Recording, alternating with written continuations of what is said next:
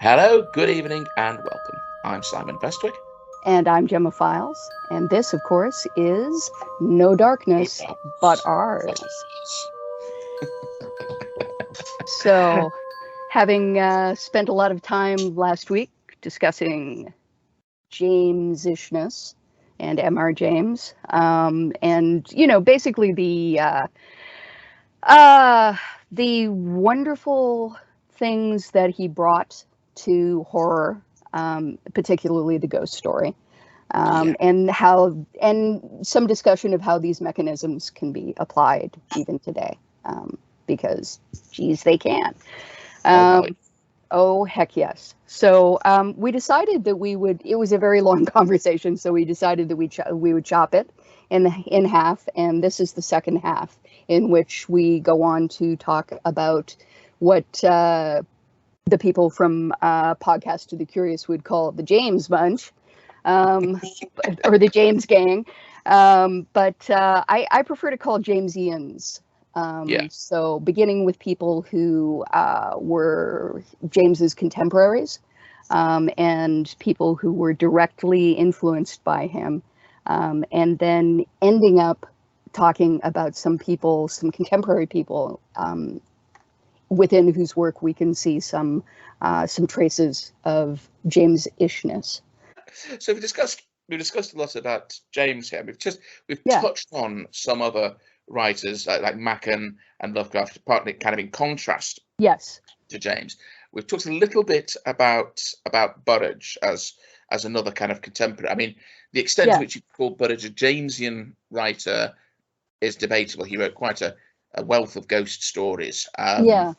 Some of But them, I would say that it's true that there are a lot of people who uh, who would fall into what the guys from A Podcast to the Curious, who are, you know, wonderfully fun dudes, who have read and commented their way through every James story, up to and including the Five Jars. This well, kind of ridiculous fairy tale that he ridiculous and not particularly useful fairy tale that he wrote with like his niece, I think. But anyway, they call those guys the James Gang. yeah, And the people that they've put in that category, including all the Bensons, R.H. Benson, E.F. Benson, and whoever the third Benson is. I cannot remember the third Benson. Might be W. Benson, W. something Benson. sounds like it. Yeah, Always had initials instead of a perfectly yeah, useful exactly. name. Uh, A.N. Munby, uh, or A.L. Munby, um, Bolt, and a bunch of other guys, and Wakefield. even going up to Wakefield, H.R. Wakefield, who I think would be the sort of latest going of them. Yeah, It's interesting because much like James himself, they don't talk about a lot of ladies on that list. no, no. Um, there are a few. I mean, there was now there was a. I've not actually had a chance to read much of it, but there's a Hmm. collection called Randall's Round by Yes. Scott. Interestingly enough, because I mean, one of the things Yeah, we talked she about. is quite amazing. Yeah, Eleanor Scott is a really interesting ghost story lady. I mean, she's sort of like half ghost story, half folk horror, Yeah, um, but very much interested in the idea that, like, something happened in the past. You are kind of doing this over. You are kind of mimicking it. There is some yeah, kind of weird sort of resonance that's moving backwards through time, and you're caught in it, and you yeah, end up getting destroyed by it. And half the time there's no explanation for these things at all, which mhm, I find, you know I, it's like some people might find that really annoying, but I don't. I actually find it really, really fun. yeah. The world is It a reminds me a world is a lot of terrifying place. You know, it's full of sorry. these. Yeah. The world is this again, Yeah. it's going to almost that medievalist view of the world as a, you know, there is the world we can see, That's right. and this whole invisible world, and Well, all we know. and this idea that crimes echo, and you know, which is a very much a sort of theory that people were forming at the time about ghosts. Yeah, This idea that, you know, violent things happen, and they leave a stain behind. They leave an echo behind. They leave a crack behind, and you know, we stumble against these things, and we're kind of like, what Neil was talking about in the stone tape in a way. That's yes, yeah, actually, very much like stone tape theory is what people call it these yeah. days. But I think when I first came across it, it was like the have you ever heard the story about the two ladies who visited Versailles, and at one point, you know, things were kind of hot and still, and the weather was really, really clear, and one of them sort of felt a wave of fatigue and nausea come over her, and as they and the other one came over and tried to help her, and as they sort of stood there caught in this almost like a ripple effect, they began to see people dressed in 16th century clothes, or 18th century clothes rather, you know. Yeah. Walking around, and they just assumed that they were people who'd been hired to do this. Yeah, You know? kind of thing. Yeah, but when they described this to people who actually worked at Versailles, as they got out the other side, probably like went around to the back of the gardens, they were all like, "Madame, we do not know what you're talking about." You know, that, you know, and there was this sort of general impression that perhaps what had happened was not so much that they fell through time, but almost like a fold in time Yeah. kind of flopped over them and engulfed them for a moment, but they walked through it. Yeah, So so they this were idea able of to. time is quite plastic, as sort of as having a Yeah, well, substance. you know, I mean, you know, according to physics, time is quite quite plastic. Yes, yes. You know, it moves at a different rate depending on where you are. So any of this might be true, but it's, yeah, there is this real sense, particularly with people like Scott, and to some degree with people like James. This is something that James definitely, you know, I mean, I think he has more of an idea that that people can create these stains by giving way to an evil impulse, to Yeah, an impulse which they tell themselves is simply practical, but it's practical in a very Lewisian, you know, demonic kind of way. You know, it's like super practical, like Jadis of Charn, you know. Ours is a high and lonely destiny. That's why I get to, you know, cut kids' hearts out and dissolve them and yes, dissolve them in port. I mean, interesting. I mean, we talked briefly about. I mean, that, you know, sort of he wants to do, his uncle wants, he's going to do something special with his uncle, and how that kind of like has those overtones. And I don't know if James meant to put them there, but I remember watching the BBC 1970s adaptation of Lost Hearts. Be a part of one of the parts of the original Ghost Stories for Christmas adaptation by Lawrence Gordon Clark. And of course, this was not. And when I saw it, the guy who plays Abney, Joseph O'Connor, you know, he's this kind of white, and it very much plays up the sort of the idea of him as this rather lovable eccentric. He's decidedly more lovable and sort of amusing in that version than he is in the story. But this was not long after the Jimmy Savile sort of revelation that happened. And of course, this was this thing. You know, people had tended to, on the one hand, a lot of, you know, some of Savile's proclivities were kind of an open secret, although it's not how much of just how appalling a predator he was. But a lot of stuff was kind of. I remember there was this. I mean, him and in other figures as well. It was written off as, you know, he was an eccentric, which is in a way that quintessentially is something quintessentially British. The idea of the English eccentric, the Yeah, sort of, yeah. I mean, it's. I mean, really, the difference between your creepy uncle and your eccentric uncle is usually money. yes, yeah. You know. But I mean, it was certainly it was very hard to watch that without that sort of, the idea of there being this sort of subtext of that kind of subtext of, of child abuse. Yeah. Um, Well, I mean, he is consuming these people. He is, yeah, he is using them and throwing them away. it's an abuse of power Yeah, ultimately. it's an So absolute abuse of power. But it actually, one of my favorites that doesn't get a lot of play amongst James's stories is the Uncommon Prayer Book. And I think it would be hard to adapt because there's a fairly obvious sneaky Jewish person trying to make off with the Uncommon Prayer Book. seems to be, oh yes, that Yeah. rings a bell. Yeah, unfortunately you run across stuff like that in stuff by a dude who was was writing around that time period. And Yeah. I'm not saying that there is none of that in, Eleanor Scott or anybody else who is also writing around that time period. But what I like about the Uncommon Prayer Book is that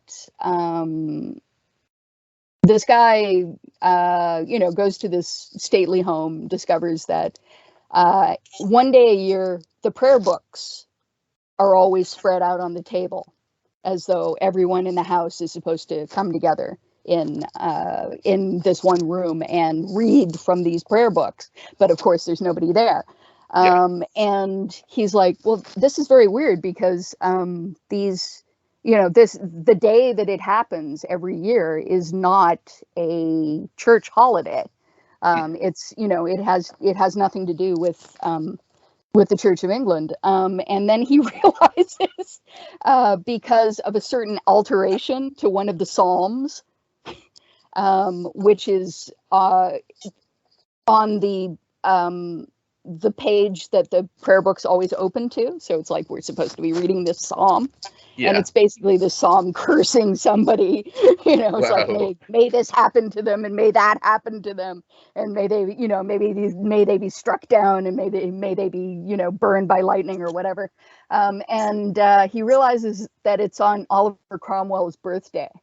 So obviously, the woman who made these prayer books was a huge royalist. Just a tad. Yeah, she was just like getting people like in her household, forcing these people to get together every year and curse Oliver Cromwell, hoping that he would die. So obviously she thought that this was a good thing, and she was, and she thought that she was in the right, and she was using the power of God to blast, this usurper, this king killer, this nobody who, tried to overturn the entire, monarchical system of Britain. And yet what James is very clearly implying is, no, God doesn't work like that. It's like, you have taken the power of God and turned it into witchcraft. Yeah. So no, that's bad, and that's why your prayer books are haunted, and that's why a bolster falls out of cupboard and kills a dude who tries to run off with your prayer books. Because that's wrong, lady. It's just wrong. I mean, it's sort of the sort of the James gang, other than James himself. I mean, there obviously he's a writer who's been much imitated. Yes. I think we were talking a while back about how we'd read stuff that was very Jamesian in terms of its tone, in terms of its setting, in terms of its antiquarianism, but completely unlike James in being about as frightening as an episode of. I mean, actually, one of the saddest moments that I've come across recently was I discovered that Rosemary Pardo, who is a huge James enthusiast and a massive James scholar, and I've read her writings about James, had written an entire book of James-ish stories, and they're all very antiquarian in nature.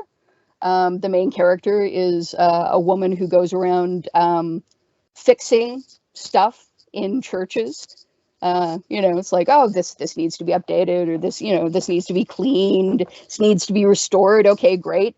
And pretty well always there is a ghost that appears, but 9 times out of 10 it's just like there's this wonderful, again with the Civil War, there's this wonderful guy who comes sort of like hiking down the middle of the middle aisle of a church when she has to take down a royalist piece of something that he put up while he was alive. Yeah. She's thus disclosing. Yeah, he put it up over the Cromwellian new badge of arms or whatever, and to sort of make sure that people weren't giving reverence to Oliver Cromwell instead of the king. And she takes it down because she has to restore it, and suddenly looks up and there's this this sort of mummified looking dude coming down the center aisle, going like literally, no, no, no, no, no. And she's like, oh, okay, so that guy's dead. All right. Probably the best thing to do would be to just walk very quickly out of the church. and then tell the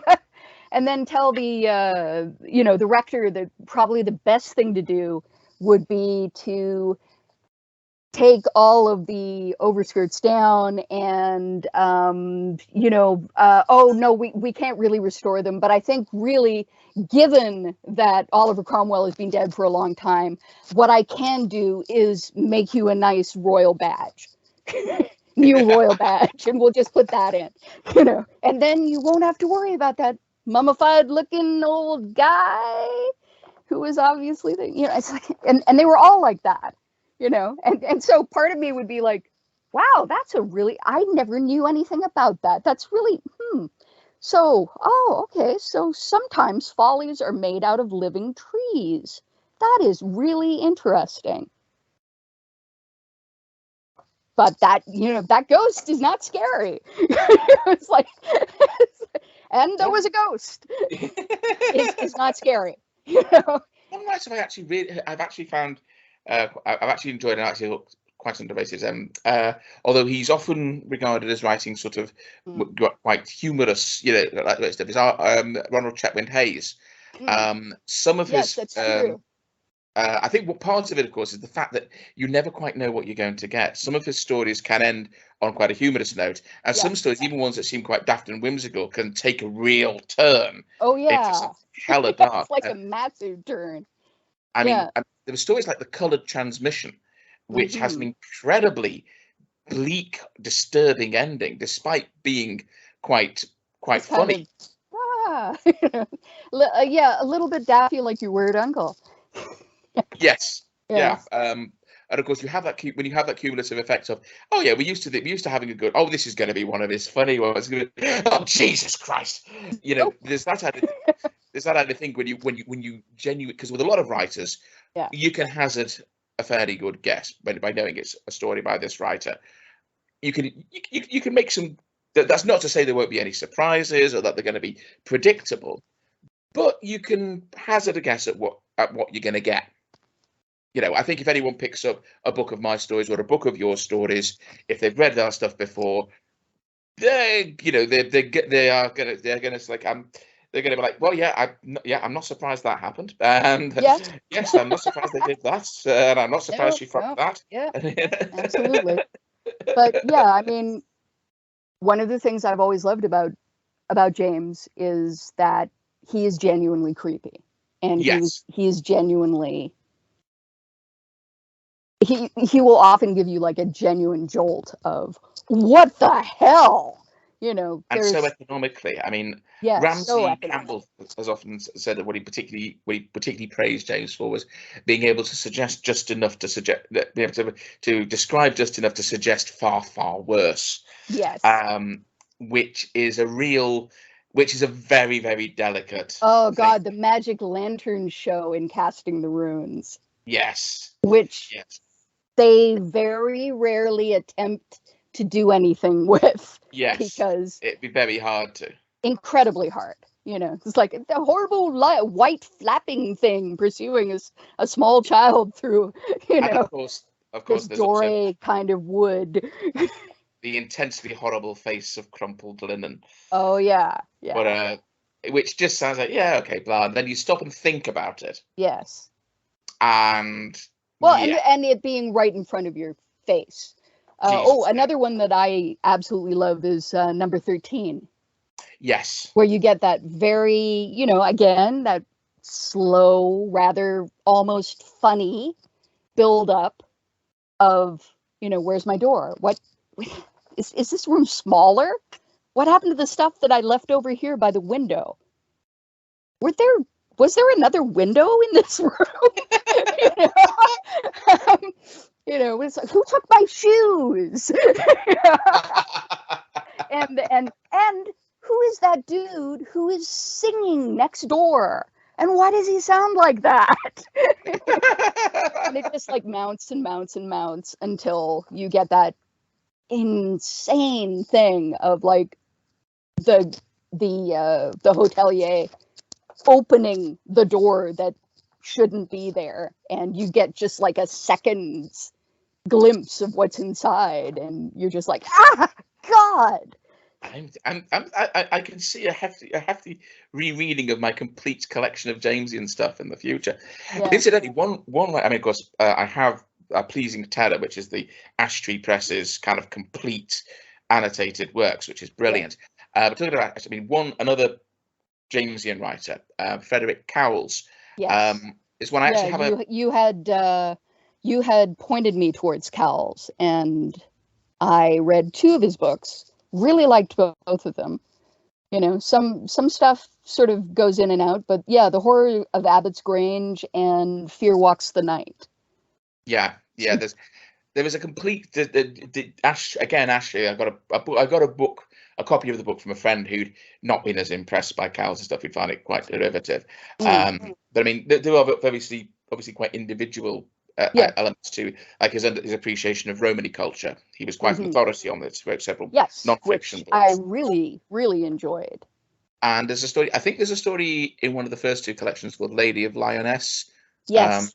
Which there's another story, and I think it may be in the 3rd collection, The Night Wind Howls, which you may not have, called Machine, which, if I remember rightly, has a lot of common ground to the Lady of Lioness, but has a quite a fairly explicit sexual undercurrent to it. Yeah, well, even Lady of Lioness is like pretty overt as to, you know, it's like this woman is so hot that she made me turn to Satan. Yes. It's like, I'm fine with it. I'm fine with it. Until you're not anymore.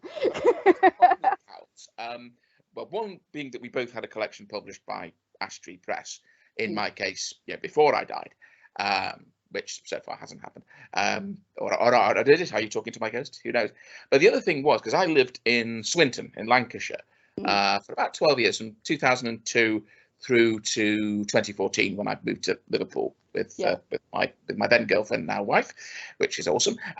But it turned out that Cowles had lived there as well. He was actually the chief librarian for many years. I think he actually founded the library. So I don't know where he lived in Swinton. It'd be really weird if it turned out he'd lived near me. But he's buried in one of the local graveyards. I did try to get down there and find the grave, but never quite managed it. But it was kind of weird. It's kind of like, okay, so there's this other dude who lived in Swinton who wrote ghost stories and who's also had a collection published by this Canadian. What are the fucking odds here? Yeah, I mean, so Ash Tree Press, as you could probably guess from the fact that it's named after the ash tree, which is another M.R. James, another wonderful M.R. James story. It's between that and Lost Hearts for me. Oh God, yeah. The ash tree, is a really good place to start if you want to find James-ish or Jamesian stuff. R.H. Morden's 9 Ghosts is an Ash Tree Press issue. The Fellow Travelers, which I had been talking with you about, by Sheila Hodgson.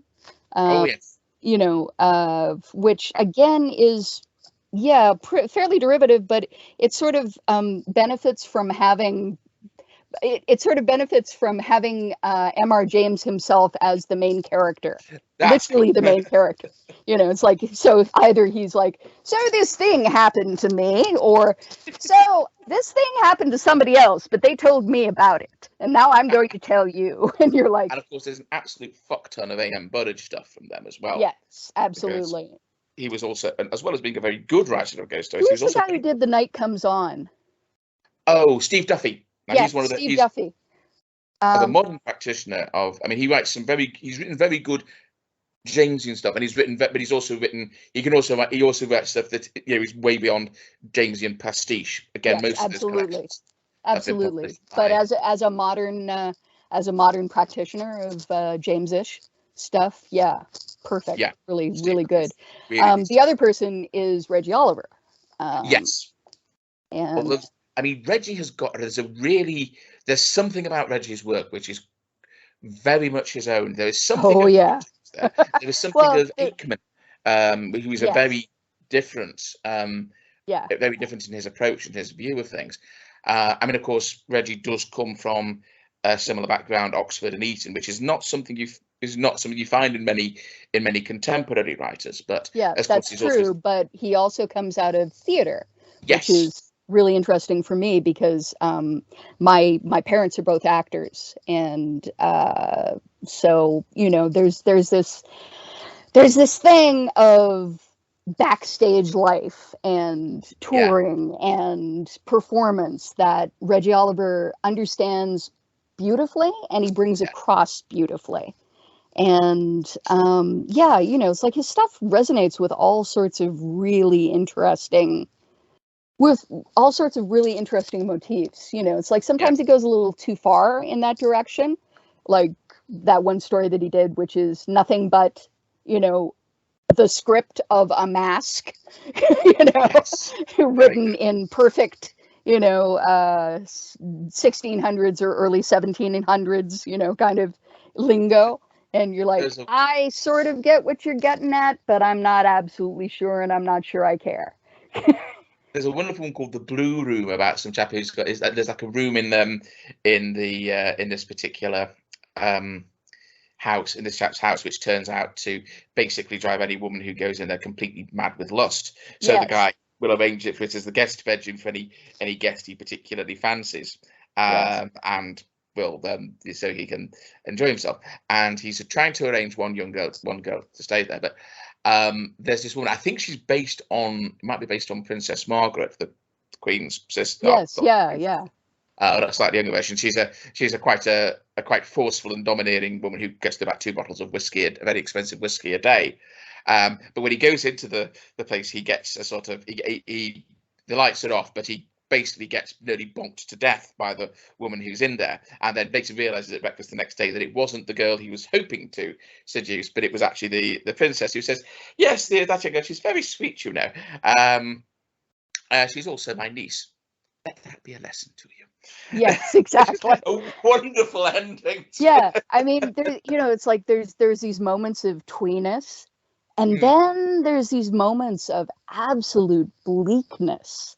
You're like the guy who escapes death by ending up in one of his own paintings, and it's sort of a painting of heaven, but or his idea of heaven, but it's actually the most bleak, awful nothingness. There's a story called Charm, which is remarkable. The guy and his wife book into some place and they rent a cottage, and there's a chap who's like a neighbor, and he has this sort of very sort of superficial kind of charm, but he's very much somebody who has regularly, he just basically uses and exploits people left, right, and center, and it emerges into a sort of supernatural denouement of a really genuinely very disturbing kind. Yes. I forget the details. I just remember the kind of feeling of that I was kind of left with at the ending of that story. So Reggie Oliver definitely needs to be read. Yes. Although he's very, again, he is very, very, very distinctively his own kind of. Very distinctively his own kind of thing, but he's still got that, definitely that crossover of sort of spiritual weirdness and a sense that things can go wrong. And when they start to go wrong, you got to course correct, because they will just keep going wrong. And they will go wrong to such an extent that it's almost like you'll destroy your own idea of the universe. The universe around you will collapse. It will start to collapse, which is not, it's further than James would go. But you get the feeling that if James had lived a little longer, he might have ended up moving towards that. Yeah. I mean, although they're sort of contemporary, I mean, do you think with Michelle Paver, we were talking about her in the last... Oh, yeah, no. Michelle Paver has strong M.R. James moments. And, in the same way that, oh, God, something I was... okay, it's very easy to see, antiquarian stuff in The Devil's Ark by Stephen Bywater, right? Where it's like literally built around an archaeological dig. But sometimes you can even see M.R. Jamesian currents in things like The White Road by Sarah Lotz, which... She's absolutely brilliant. Fantastic. Yeah, she is quite brilliant. She is really brilliant. And I wish she would do more of the books that she was doing for a while, Day 4 and The 3 and The White Road, which I wasn't completely satisfied with the first time that I read it, and now I'm rereading it and realizing that I missed a whole lot of stuff. I missed a whole lot of resonance. But she is extremely good at setting up sort of narratives that comment on each other. And they're running side by side, but they're actually separated temporally in a way that you don't realize at first. And again, a lot about repetition, a lot about resonance, a lot about there's a stain and you fell into it. There's a crack and you somehow, you got down there, it's like, and oh man, all you wanted was to get something cool to put on a website. And I know.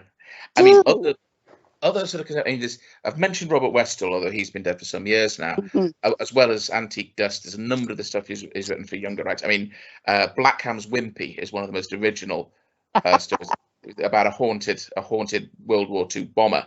Nice. It's in his collection Break of Dark, which is a hell of a good title. But I mean, Westall served in bomber command during the Second World War, so he knew very much whereof he spoke. He'd been in one of these bloody things. Wimpy was the nickname given to a Wellington bomber named after the character from the Popeye strips, J. Wellington Wimpy. Yeah, no, absolutely. And it's essentially what happens in that particular story is the crew of this bomber are raiding Germany, there's another Wimpy, another Wellington, which is flown by Flight Sergeant Blackham, who's an arsehole that they don't like, who shoots. Who's nearly attacked by a German night fighter, manages to shoot the night fighter, but the night fighter catches fire. The pilot is screaming in agony, and basically it takes long minutes, which feel like an eternity, for the plane to finally explode. And all the time, the intercom's locked open, and they can hear the pilot screaming and cursing as he's burned to death.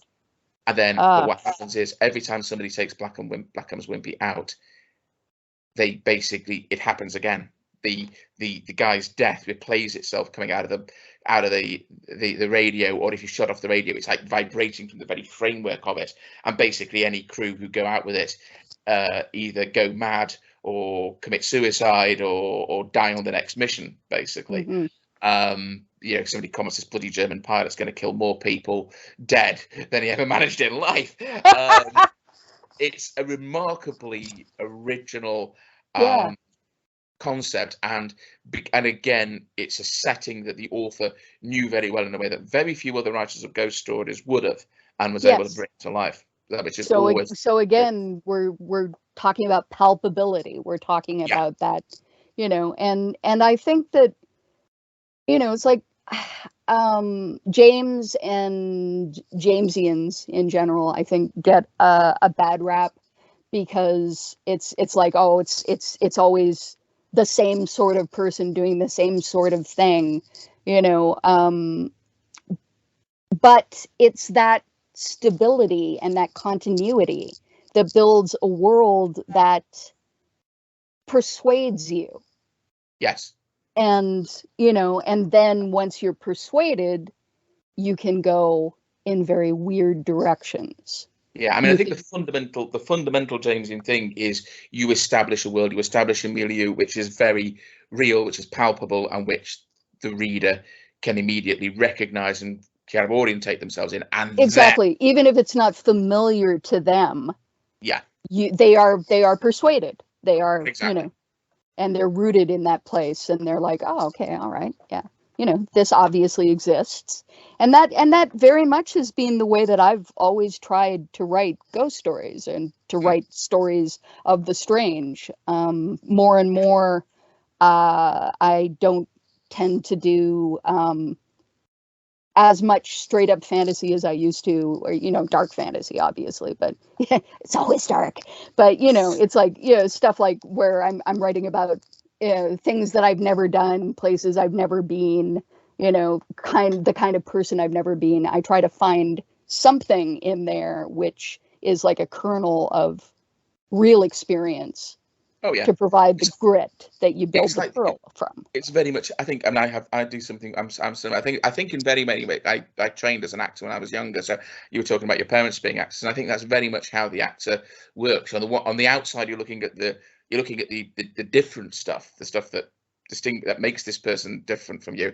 But on the inside, you're looking for that point of connection, because nothing. I think it's that quote: "Nothing human is alien to me." Yeah, exactly. And you don't want to be, but one of the weird things that I noticed about, sort of older stage actors, people like Sir Laurence Olivier, it was almost like he couldn't trust himself to produce a character without having to come from the outside in. Yes. Yes. It's like, no, this is different because I have a page boy haircut and, and a fake nose and, Yeah, he'd build the character. Yeah. On top of you. Whereas, the thing that we're more used to these days is that you go inside of yourself and you find the parts of you that are congruent. Well, with reading Simon Fallow's book, Being an Actor. Yes. Which is a brilliant one. I mean, that's in Year of the King by the late Anthony Sher, where yes. I was thinking about that because, of course, I was thinking about Richard III. There's that whole kind of. But he was saying that whereas Olivier was a genius of the makeup box and could construct that, but he said I sort of I tell myself rarely, rather than instead of looking at what Laurence Olivier had done, I would look at Alec Guinness. And Guinness is a fantastic. I mean, there was somebody I can't remember who said there was another actor who was who I think got one of their first sort of TV roles through Guinness. This was not long after Star Wars had come out, and he sort of and Guinness said, "Well, let's go out for dinner." So, when you get recognised, "Oh, not at all, don't worry." And he said the guy just turned around, just put his coat and turned around, and when he looked up, it was just like the most. There was this blank bank clerk looking back. He just found that internally. And if you've ever seen the BBC version of Tinker Tailor Soldier Spy, which is just brilliant. And in that first episode, of course, he's this sort of because, of course, one of the great ironies is George Smiley he's the opposite of Bond. He's completely useless with the ladies. His wife it's a running thing that his wife is basically carrying on multiple, he's bonking pretty much anyone in sight, kind of thing. And except for him, yeah. She sort of says at the end of the final one, "Poor George, life's such a mystery to you, isn't it?" He's very good at this one kind of thing, but he's all through that first episode. He's this, rather patient, rather put upon, a sort of yes, old chap, sort of weary, slightly regretful chuckle, and then finally they bring him in to interview Hal Bennett's character, Ricky Tarr, and it's like he sort of says, "Now then," and so after an awful lot of Tarr being an arse, he says, "Now," polishes his glasses and puts them on. "Let's begin." And his face, when he puts the glasses on and looks up, is absolutely different. All of the incision is gone. Instead, it is this very sort of cold, determined, unblinking stare. It's an almost physical transformation from someone from one mode of character to another. And that's just, that is just phenomenal. That's why he was such a phenomenal actor. But yeah, the acting, I mean, for me, they say, right, well, I find the whole idea that I should just be writing, about people like myself.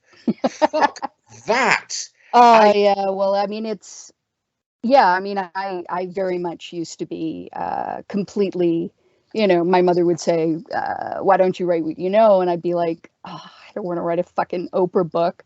Yeah, it's like, I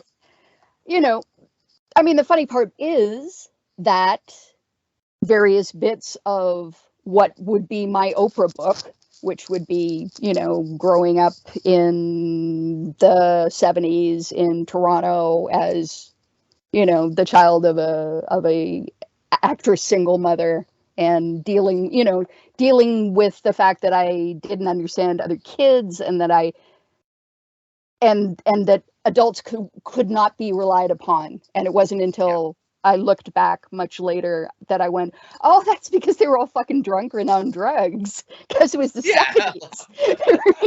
They were screwing each other and exploring their ids, and taking There's a lot of stuff that is richer in retrospect, but at the time, I mean, I grew up in a very boring suburban setting, which on the one hand is kind of like where you would want your kids to grow up, in the sense that it's a pretty safe environment. Although there was still shit that happened to me that was traumatizing on one level or another. But you try and escape that wherever you go. Yeah, always. But for me, a big part of the appeal of fiction and of writing to at the very beginning was to get away from the boring and the mundane into into something that was much more exciting and exalted. And yes, exactly. So, but the great part is that if you're writing horror, all you have to do is add horror. It's like, well, it's sort of like my life, except ghosts. Yeah. It's sort of like it's sort of like this thing that I did, except instead of it just being a super creepy apartment that I had to look after for a while, it's actually super creepy because there's a dimensional rift inside of it, and people keep falling in there. Jesus Christ, that story is fucking disturbing. I'm so glad.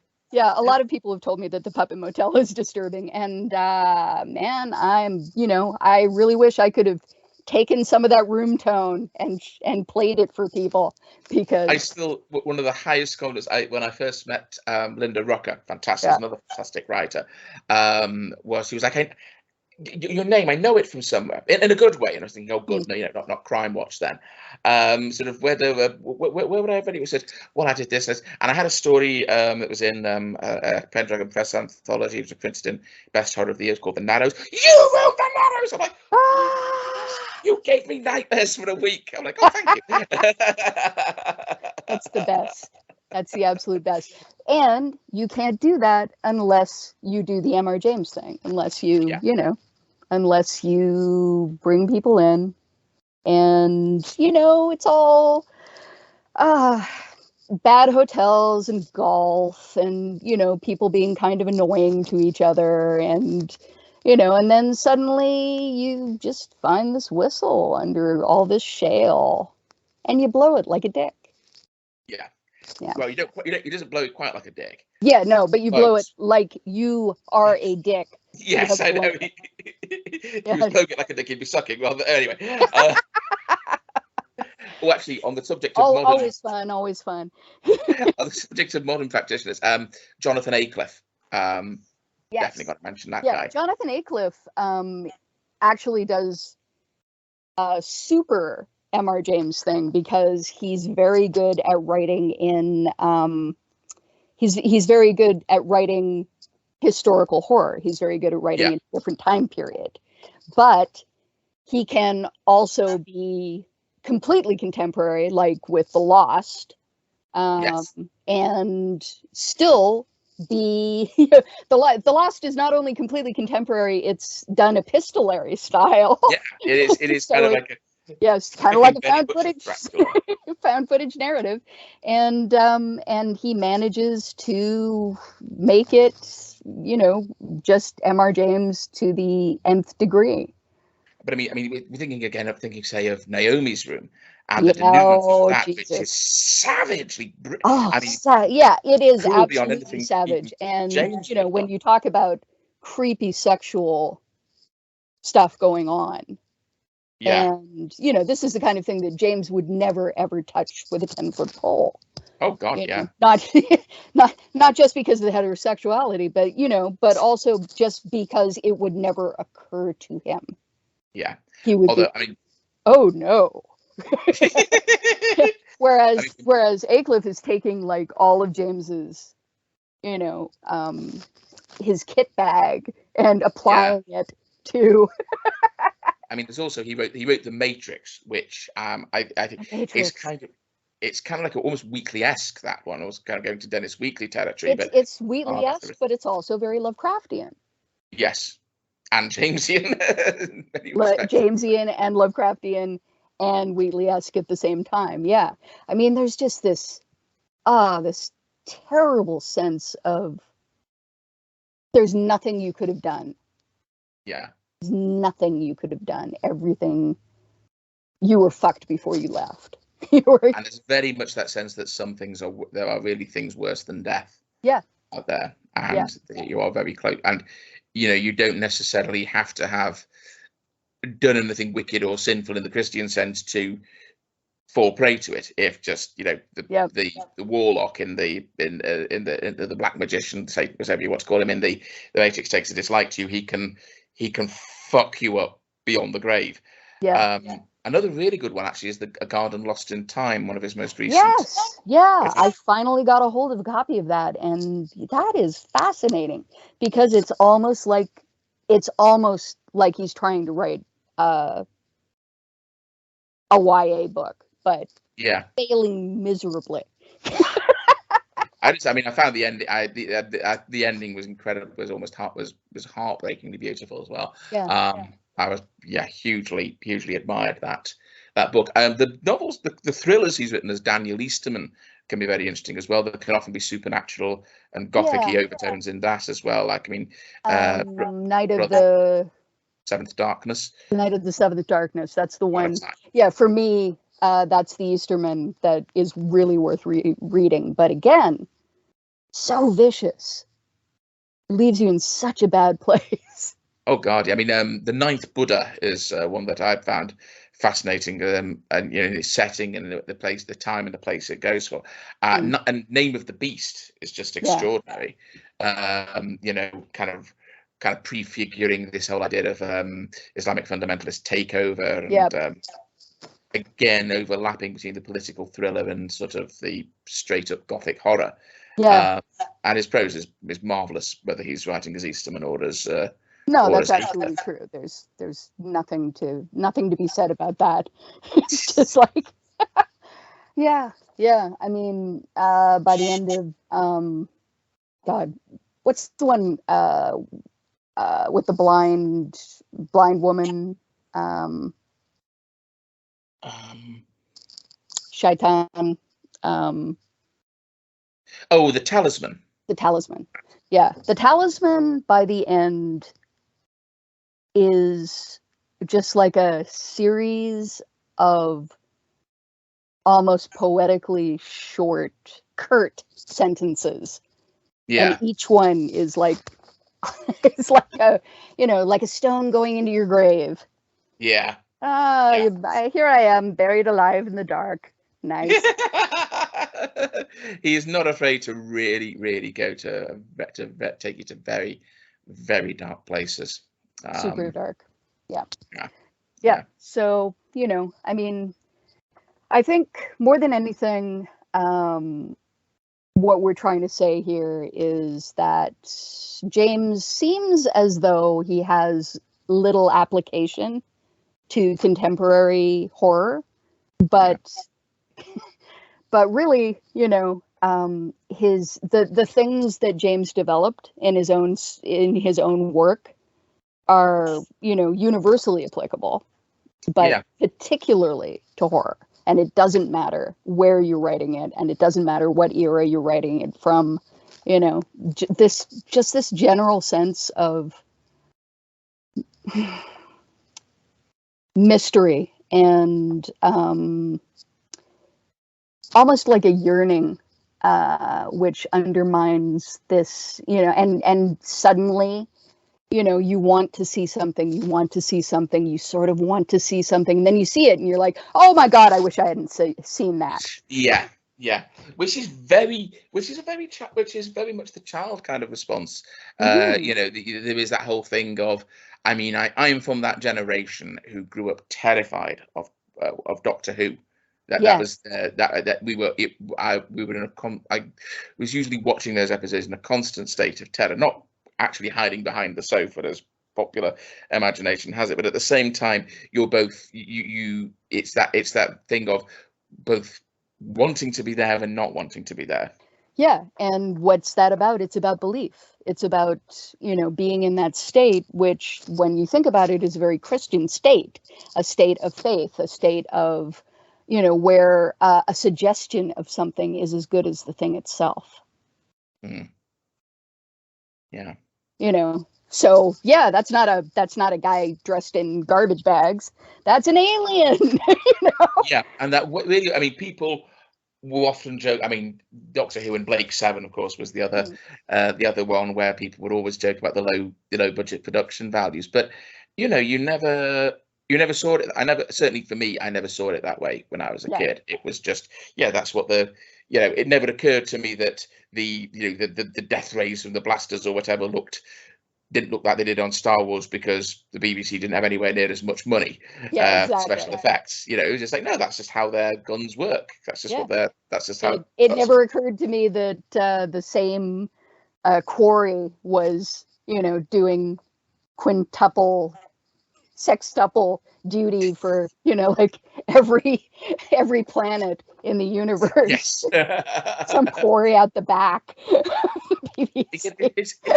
It's a childlike state of saying, basically, let's pretend. And I think that's one of the things that you go through different stages, don't you, as a writer? There's the sort of just having fun writing and telling stories. Then there's the sort of, okay, there's stuff that's actually I want to write about, and the stuff that kind of like hits the sweet spot. And then it's like, I'm very serious and I must write about the important issues of my age. And then in a way, I'm almost kind of coming full circle to, well, no, the whole point is to get into that almost play state of because apart from anything else, I do tend to be of the opinion, I don't know if this is the same for you, that the part of my brain that does the writing is a good deal smarter than the rest of me. I think that's true. I mean, when something comes together, it almost seems to come from a place of, you know, where did that come from? Yeah. It's you know, it's like a bag of holding, you know, that suddenly materializes, and you open it up and you're like, oh, right, of course, that fucking makes sense, sure, you know. Yeah, that thing from when I was 6. Yes. Yeah, and it's stuff, and you know, you a lot of the time you may think, oh, I'm just going to write a, you know, as long as you're going with, you know, your sort of instincts towards stuff that actually interests you to write about, and you're doing it out of you know, sort of a real, this is the kind of stuff I want to do, rather than thinking, oh, I'm just going to do this because I'm going to try and grind this out, hack this out because this is what the market wants, kind of thing.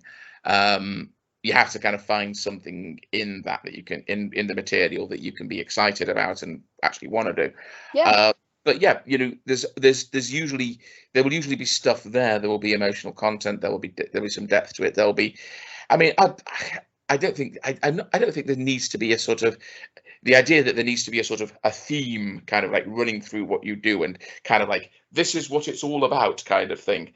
Well, again, you know, again, like, you know, the idea that if somebody came to my condo after I died, they'd be able to get some idea of who I was by looking at my stuff.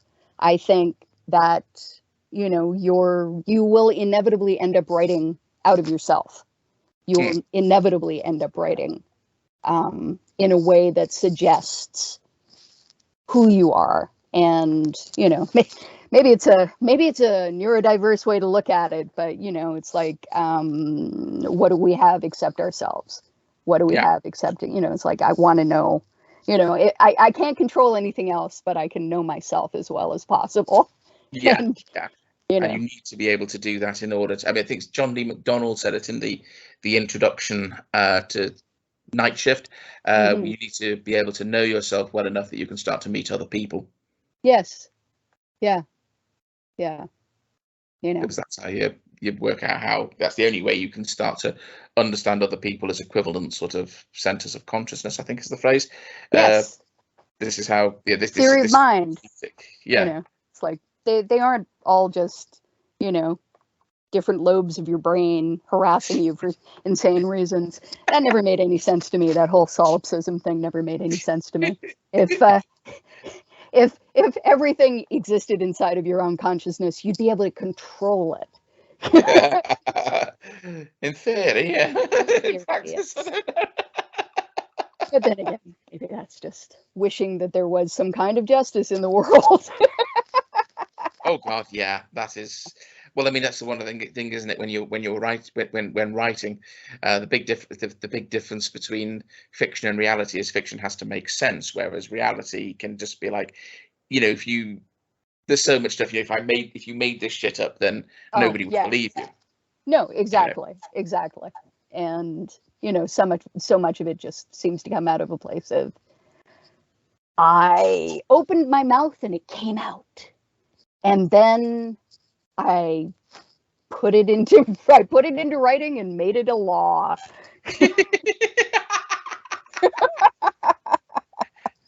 I much prefer James's world, and I think we've pretty much gone over everything that we said we were going to go over before we started. So yeah, seems like a good place just to stop. Yeah, I think so. And once again, we find that you know, we have to break right at the end and go, we forgot some stuff. We've got some new information. So a quick addendum, because we're to our discussions of the of various Jamesians, the Benson brothers, just to fill out the information on them a little bit. Yep, their father was actually a bishop, Edward White Benson, and not just any bishop. He actually became the Archbishop of Canterbury. R.H. Benson didn't exactly follow his father into the church, because he became ordained as a Roman Catholic priest, which caused something of a flap. Just a somewhat. Yeah, that happened. And the third brother was A.C. Benson. He's a bit of a forgotten man. His biography is a little bit thinner, really, than the other two. Simon here, just quickly recording another interjection to stop us sounding too stupid. A.C. Benson was not a forgotten anything. He was a highly noted educator, and among other things, he also wrote the Coronation Ode for King Edward VII in 1902, which was later set to music by Sir Edward Elgar as The Land of Hope and Glory. So, made a fairly noticeable contribution there. There was also a sister, Margaret Benson, who was an author, an artist, and an Egyptologist of some note, who was actually considered to be more academically successful than any of her brothers. But I'm going to stop there, because otherwise I'm going to have to keep on interpolating little amendments to this forever and a day. So, anyway, back to the Benson brothers. As regards the sexuality of the Benson brothers, I couldn't find anything that leapt out and smacked me in the eye, as it were, about AC. E.F. Benson was definitely gay, very discreet about it, but he not to the point where, as with James, his sex life becomes entirely a matter of speculation. We know. Yeah, I mean, thinking about it, I think James was just as likely ace, and homosocial, as one would be if one essentially, as we said, grew up in an all-boys school system and liked it so much that you stayed there the rest of your life. Yeah. In the cloister rather than in the closet, as it exactly. were. Incidentally, after regarding R.H. Benson, the one who became a Catholic priest, as far as, I mean, again, there's no sort of I couldn't find any sort of compelling information and evidence regarding his sexuality. However, he always found the idea of getting married completely incomprehensible. Not that necessarily means everything, but among his close friends when he was younger was Frederick Rolfe, aka Baron Corvo, who was incredibly gay, very, very gay. They were actually going to collaborate on a biography of somebody. Another quick interjection: it was Thomas à Becket. Until he decided he should, quote, not be associated with a Venetian pimp and procurer of young boys. Guy didn't know how to have fun, clearly. And he was also good friends with Alfred Douglas, Posey Douglas. I think this was before it may have been before the big scandal. With the squads, of course, because Douglas was very much went to the sort of the ex being no, I'm an ex-gay. I was corrupted by that awful Oscar Wilde kind of thing, being a complete prick. Just about every, the complete prickness seems to have been there throughout his life. Let's put it that way.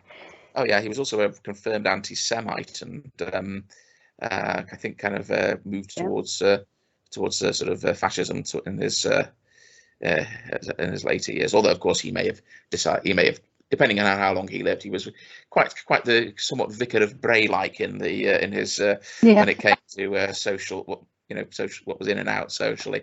But anyway, that's what we know about the Benson bros. And so, sorry to AC for forgetting your name. There's just it's hard. It's really hard. It's particularly hard when people only go by their initials. I know. It gets really confusing after a while. Yeah, and none of them are women.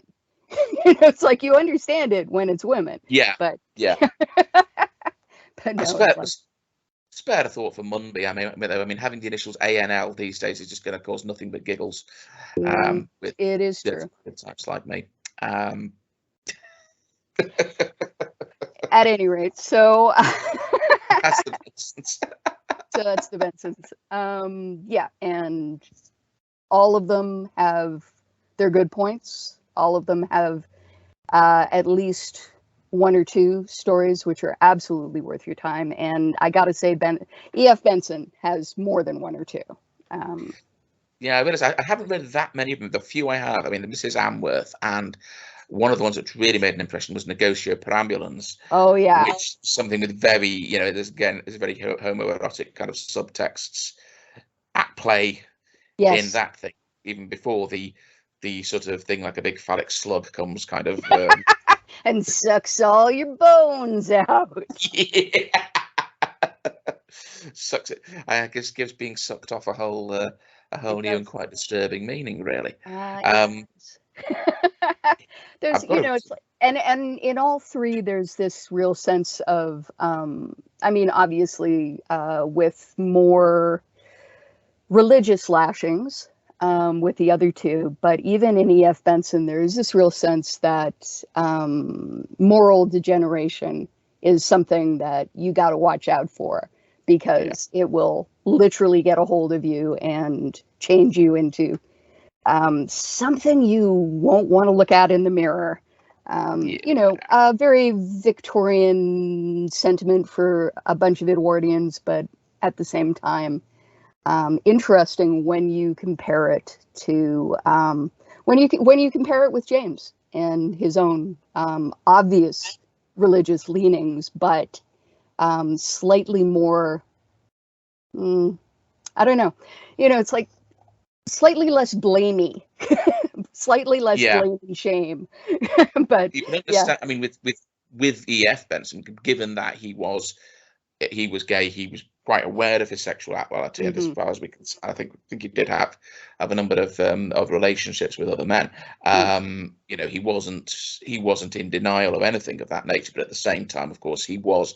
Albeit the Edwardians were a little bit, there was a bit somewhat more, a little bit more relaxed.